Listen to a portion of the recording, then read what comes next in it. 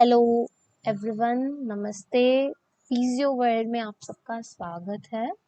आज हम बात करेंगे सोप के बारे में। नहाने वाला साबुन नहीं। हाँ, मैंने पिक्चर जरूर लगा दी नहाने वाले साबुन की, बट सिर्फ दिखाने के लिए।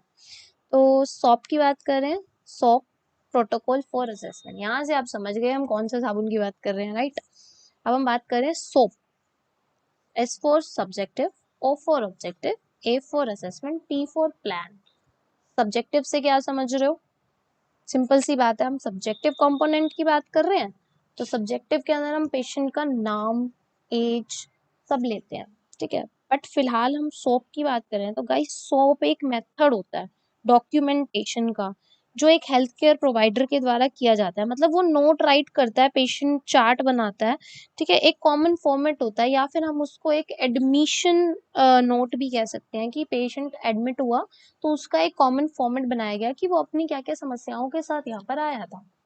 तो हम इसी के साथ आगे बढ़ते हैं, सब्जेक्टिव कंपोनेंट के ऊपर आते हैं।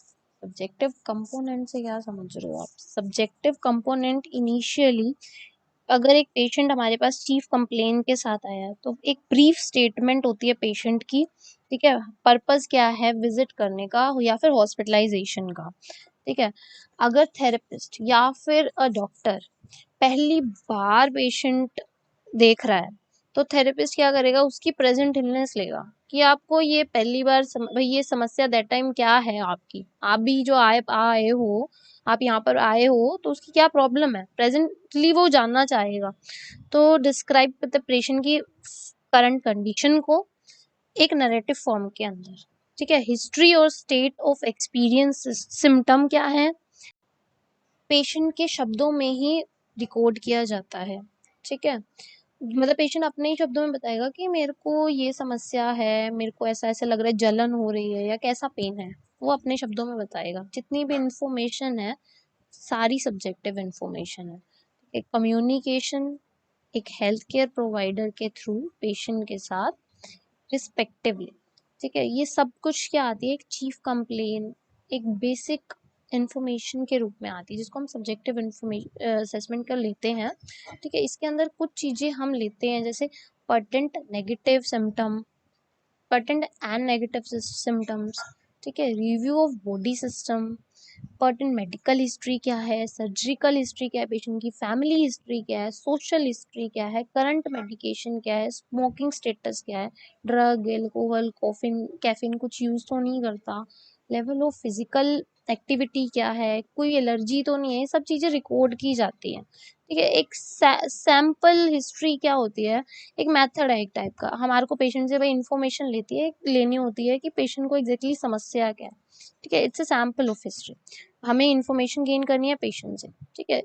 जो subsequent visit for the same problem briefly summarise the history of present illness को समराइज करना, ठीक है। Including pertinent testing result referral treatment outcome, और आगे फॉलो अप के लिए हमें एक ट्रीटमेंट प्लान बनाना पड़ता है, ये मैं आगे अब आपको बताऊंगी, ठीक है। उसके बाद हम कुछ मेमोनिक्स की बात करते हैं, बात कर रहे हैं जैसे हम यूज करते हैं बेसिकली जो हमारा रेफरल चार्ट होता है उसके अंदर, तो हम कुछ उसको आप ओल्ड चार्ट्स भी बोल सकते हो एंड ओल्ड कार्ड्स भी बोल सकते हो, जिसके अंदर हमारी आती है onset, location, duration and character. O for onset, L for location, D for duration, जिसको हमने चार्ट बोला था सी, उसका हम ले रहे हैं इससे करेक्टर, ठीक है। करेक्टर के अंदर हम शार्प और डल पेन या फिर एपिसोड्स की बात कर सकते हैं, जिसके अंदर भी क्वालिटी ऑफ पेन क्या था या क्वालिटी ऑफ पेशेंट को प्रॉब्लम क्या आ रही है एग्जैक्टली,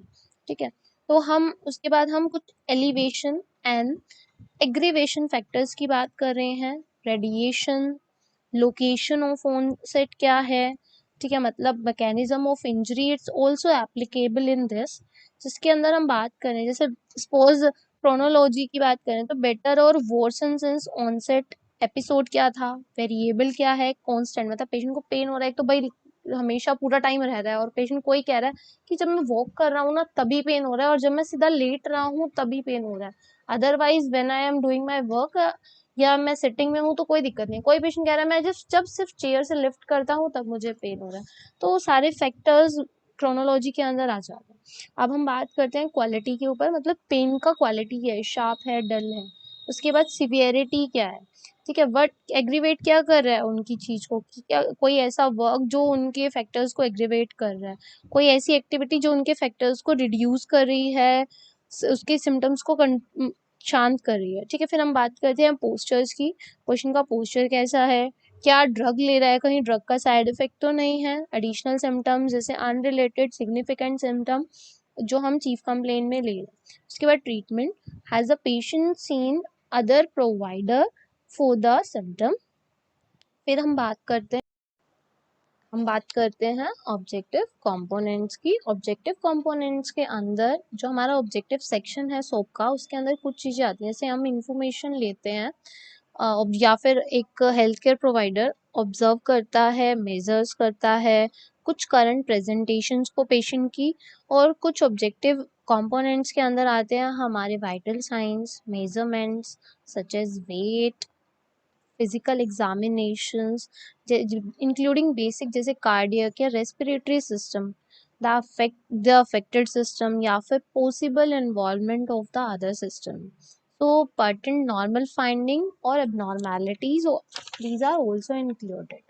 अब जो हमारा रिजल्ट क्या आया है लेबोरेटरी टेस्ट का, diagnosis test already, medication list obtained from pharmacies and medical records। अब हम बात करते हैं असेसमेंट की। असेसमेंट क्या होती है, बेसिकली हमारा जो एक मेडिकल डायग्नोसिस का पर्पस होता है कि मेडिकल विजिट के लिए एक डेट दी गई है पेशेंट को, ठीक है, of not return, quick summary patient के जितने भी मेन सिम्टम हैं, डायग्नोसिस इंक्लूडिंग डिफरेंशियल डायग्नोसिस, जितना भी प्रॉपर लिस्ट है पॉसिबल डायग्नोसिस यूजुअली, ठीक है, तो उसकी एक लिस्ट बनाई जाती है जो हमारी असेसमेंट के अंदर आती है। तो assessment will also included possible like to etiology भी होती है उसके अंदर, सो जितनी भी पेशेंट की प्रॉब्लम्स हैं, ठीक है, सिंस लास्ट विजिट से लेकर ओवरऑल प्रोग्रेशन तक, जो भी हमारा पेशेंट का गोल था फ्रॉम फिजिशियंस टू, जो भी पेशेंट का था कि मैं एक फिजिशियन के पास किस पर्सपेक्टिव से जा रही हूँ, वो कंप्लीट हुआ है या नहीं हुआ है, ठीक है। इन ए फार्मासिस्ट सोप नोट के अंदर हम लिखते हैं यूजुअली जो हमारा असेसमेंट है वो आइडेंटिफाई करता है जो अभी ड्रग रिलेटेड इंड्यूस प्रॉब्लम, जो भी रीजनिंग या फिर कोई एविडेंस बिहाइंड इट कि कोई भी प्रॉब्लम ड्रग की वजह से हुई थी पेशेंट को। और इसके अंदर ईटियोलॉजी, जितने भी रिस्क फैक्टर्स हैं असेसमेंट के अंदर, भाई हमारे को नीड क्या है थेरेपी की, करंट थेरेपी या फिर थेरेपी ऑप्शन, जितने भी थेरेपी के ऑप्शंस होते हैं, man use problem orientation, medical records, relevant problems, numbers of headings, सब इंक्लूड होती हैं हमारी सब हेडिंग ऑफ असेसमेंट के अंदर। गाइस इसके हम बात कर रहे हैं प्लान के बारे में। प्लान से क्या समझ रहे हो, एक हेल्थ केयर प्रोवाइडर है, वो करने क्या वाला है, पेशेंट को ट्रीटमेंट देने क्या वाला है, पेशेंट कंसर्न, ठीक है, बेसिकली पेशेंट कंसर्न के ऊपर उसको क्या ट्रीट करने वाला है। आप सच एज ऑर्डरिंग फर्दर कोई लैब टेस्ट, रेडियोलॉजिकल वर्क, आप या फिर रेफरल गिवन, या फिर प्रोसीजर परफॉर्म, या कोई मेडिकेशन देगा, या फिर patient education is very necessary part for the plan. अगर आप अपने पेशेंट को एजुकेट कर दोगे तो पेशेंट आपकी बात अच्छे से समझेगा, और जब पेशेंट आपकी बात अच्छे से समझेगा तो डेफिनेटली वो रिकवरी स्टेज पर पहुंचने लग जाएगा, ठीक है। Plan will also include the goal of therapy.